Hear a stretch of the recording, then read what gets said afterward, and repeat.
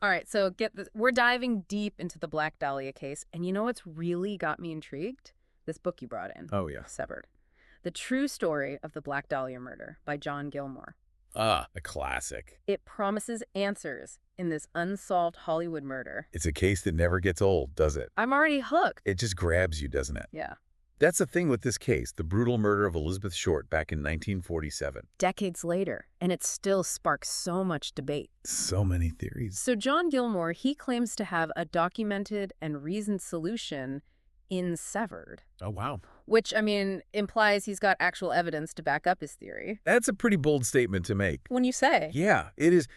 And what really struck me going through this book is how meticulous Gilmore is with his research. Give me an example. Like, he unearthed this interview with a woman who claims she saw Elizabeth Short at a hotel bar just days before the murder. Whoa. It's a detail that wasn't widely known before. See, those are the kind of nuggets I love. I know, right? It's not just rehashing the same old facts. Exactly. He's pulling on new threads in the investigation. Adding another layer to the whole thing. Yeah, and it makes you wonder what else is out there. Right, and the fact that it's in a book anyone can access. The Internet Archive is amazing. A digital copy, free to borrow. A portal to information. Right at your fingertips. Now, does Gilmore's theory line up with other popular theories out there about the Black Dahlia case?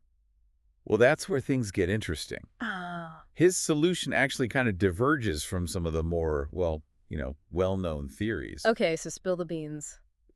A lot of those focus on, like, organized crime. Right. The seedy underbelly of Hollywood. Exactly. Mm. But Gilmore points to a much more, how do I put this, unexpected suspect. Wait. Stop right there. Don't give it all away just yet. Okay. You've got to save some of the suspense. Right. For later in the deep dive. I got a little carried away. That's all right. But I will say this. His choice of suspect and the evidence he uses to support it, that's what makes this book so unique. And controversial. Exactly. Knowing this book is out there for anyone to read makes the case feel so much more real. It does, doesn't it? Urgent somehow. Adds another dimension. It really does. Okay, so before we get into all that, let's do a quick rundown of who Elizabeth Short was and the basic facts of the case, just so everyone listening is on the same page. So Elizabeth Short, also known as the Black Dahlia, she was an aspiring actress who came to Hollywood hoping to make it big in the 40s. Sadly, things took a very dark turn. In January of 1947, her body was found. In a vacant lot. Horrifically mutilated and posed in a way that really shocked the nation. A massive investigation. But the case went cold. Leaving behind a chilling mystery. That persists to this day. And that's what makes this book and Gilmore's claim of a solution so intriguing. Using it. He's trying to solve a puzzle that's baffled some of the best minds for decades. He's not a detective or a forensic expert. He's a writer. Yeah. Approaching the case from a different perspective. Maybe seeing things others overlooked. Exactly. That's what I love about this deep dive. We're not just looking at the case. Right. We're exploring how one person, armed with research and a passion for the truth, tried to crack one of the most infamous unsolved murders in history. And that's the beauty of it. A cold case from the 40s can still spark so much passion, so much intrigue. Who knows? Maybe this book will inspire someone out there to uncover that missing piece of the puzzle. And finally, bring the Black Dahlia's killer to justice. Now, I don't want to give away too much, but Gilmore's theory hinges on these letters. Yeah. Allegedly sent to the police and the press. By the killer himself. He believes those letters hold the key. The key to unraveling it all. And that's just the tip of the iceberg. He goes into forensic analysis, psychological profiles, even connects Short's murder to other unsolved cases. Wow, it's a rabbit hole of information. All meticulously presented. All right, I'm officially hooked. Me too. Let's take a closer look at some of these details and see if his documented and reasoned solution really holds up. Let's dive in. Into the heart of this mystery. Let's go. One thing that really stood out to me about Gilmore's approach is how he brings the historical context to life. Yeah. He weaves it in with the specifics of the case. Right. He paints this vivid picture of Los Angeles in the 40s. It was a city. Brimming with ambition, but also this darkness. And that's one of the reasons I find these old Hollywood cases so captivating, you I know? get that. It's like stepping back in time. Into this world of glamour and secrets. But it's important to remember this was a real tragedy. A young woman's life was brutally taken. And Gilmore doesn't shy away from that brutality. Yeah. He goes into a lot of detail about the forensic evidence, I can imagine. which could be disturbing, Yeah. but it also really underscores the gravity of what happened. I think that's got to be part of what drives his search for answers. I think so too. He's not just fascinated by the mystery. He wants to bring justice to Elizabeth Short. Even if it's decades later. Right. And that really comes through in his writing. You can feel that personal investment. It Right. makes Severed such a compelling read. So let's talk about those letters you mentioned. Oh, yeah. The ones Gilmore believes were sent by the killer? Right. What makes him so sure they're authentic? Well, the level of detail in them is pretty chilling, for one thing. Really? They contain information about the crime scene that wasn't released to the public. So the author had to have inside knowledge. It's spooky, right? Yeah. Like straight out of a true crime podcast. Except this is real life. Yeah, and Gilmore really analyzes those letters, like compares the handwriting, the language. The whole thing. He even puts together a psychological profile of the writer. Wow. And he builds a pretty convincing case that those letters are the real deal. But there were so many false confessions and fake leads in this case. Oh, I know. How do you rule out the possibility that these letters are just another hoax? Well, Gilmore actually addresses that directly in the book. He does. Yeah, he cross-references the information in the letters with other evidence, Like what? like witness statements and police reports. Smart. And he also points out inconsistencies in some of the more well-known confessions. Oh, so he's really scrutinizing them. Yeah, he's showing how they don't really match up with the facts. So he's not just taking these letters at face value. No, not at all. He's putting them through a verification process. A rigorous one. And that's what separates his work from a lot of the more, let's say, sensationalized accounts of the Black Dahlia case. Right, he's not out to shock or titillate. He's building a case. Based on evidence. And this is where that documented and reasoned solution comes in. Exactly. He's not just throwing out a wild theory. He's backing it up. With concrete evidence. Precisely. And, whether you agree with his conclusions or not. Right. You have to admire how deep his research goes. He really dug deep. Police archives, newspaper reports, even interviewed people connected to the case. That's incredible. Even if it was just a tangential connection. See, that's what makes this deep dive so fascinating. It is, isn't it? We're not just talking about the case. Right. We're talking about the investigation itself. That methodology, that process of sifting through all this information. And trying to piece together a story that makes sense. It's like a reflection of what we're doing right now. What do you mean? Well, we're examining a source, we're evaluating its claims, and we're trying to come to our own conclusions. Oh, I like that. Like a meta-investigation. A meta-investigation into the Black Dahlia case. I love it. It's kind of fun, isn't it?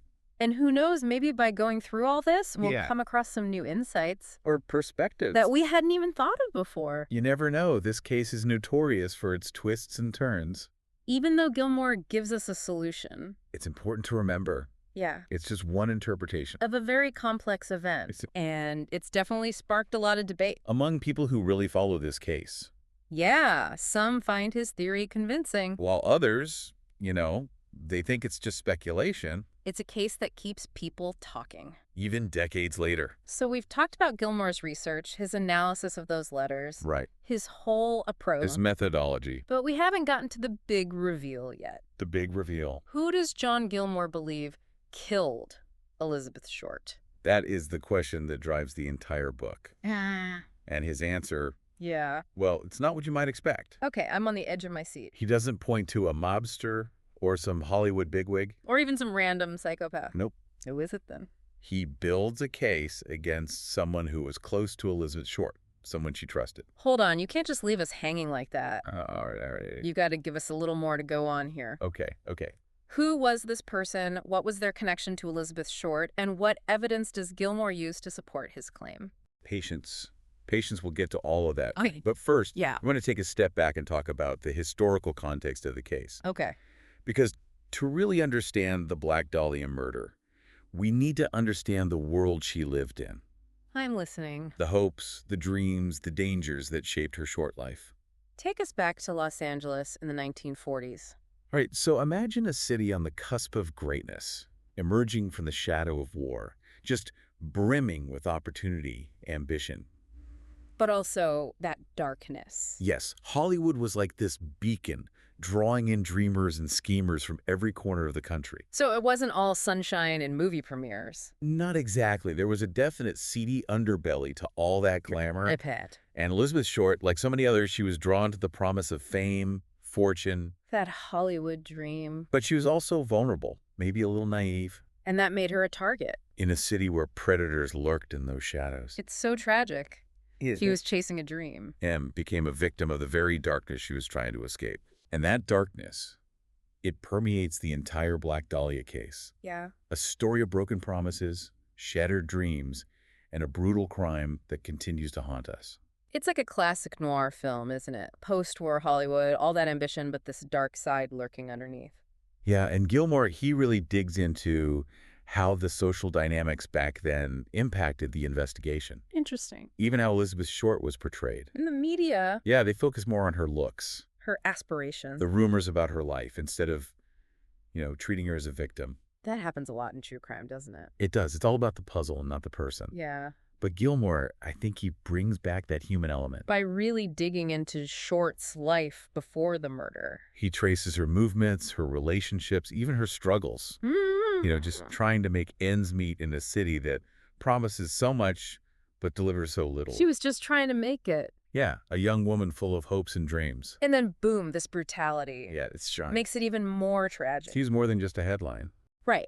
A person with her own story. Her own hopes and fears. I think that's what makes Gilmore's focus on those letters so interesting. Yeah, he sees them as a way to hear the victim's voice almost. Real. Understand the killer's motives, even if they're twisted. It's like trying to get inside their head. He thinks by understanding those letters, we get closer to the truth, About the crime. but also about what led to it. Okay, enough suspense. Who does Gilmore think did it? All right. After looking at everything, the crime scene, the letters, even psychological profiles. Yeah. Gilmore believes Elizabeth Short was killed by her stepfather, Her stepfather. Red Manley. Wow, that's a twist. I wasn't expecting that. He points to Manley's history of violence, Really? his possessive nature, even this weird fascination Manley had with surgical procedures. Oh, that's creepy. It ties into how Short's body was mutilated. That's chilling. He also found evidence of abuse in the family. Suggesting a really troubled relationship between Short and her stepfather. It adds another layer of tragedy, doesn't it? It does. She was betrayed by someone who should have been there to protect her. Exactly, a betrayal that kind of mirrors the betrayal of her Hollywood dream. Innocence lost. A life cut short. But hold on. This book came out in 2006. Has anything happened since then? Has his theory been followed up on? That's the thing with cold cases. They tend to stay cold. I guess so. Gilmore's theory has definitely sparked a lot of discussion. Among true crime fans. Yeah, but officially, Yeah. nothing's really changed, no new investigation. I see. Some experts are skeptical. They say there's no physical evidence tying Manley to the crime scene. So even with all of Gilmore's work, The Black Dahlia case remains unsolved. for now at least, Who knows, maybe someday there'll be new forensic tech, new evidence. maybe then we'll finally get a definitive answer. It's a good reminder that history is never really settled. That's true. Always more to uncover, more perspectives to consider. And that's what I love about it. Keeps us thinking, keeps us curious. Right, reminds us that even with all the darkness. People are still searching for truth and justice. Absolutely. So we've gone deep into the Black Dahlia case with John Gilmore's book, Severed. A real deep dive. We've looked at the historical context, the details, and even Gilmore's theory. But the mystery remains. What do you think? Did any of this change how you see the case? It made me appreciate how much effort goes into solving a case like this. Yeah. The passion, the research. It's incredible. And it made me think about Elizabeth Short, not as a name, but as a real person. With her own story. It's important to remember that. It is. And it's amazing that this one book opened up so much. From the Internet Archive. A free digital copy. It makes you think about what other secrets are out there waiting to be discovered. How many more cold cases could be cracked with a little digging? The answers are out there. Just waiting to be uncovered. So to everyone listening, what other mysteries are you curious about? What rabbit holes are you going to explore? The answers are out there, just like the past, waiting to be discovered.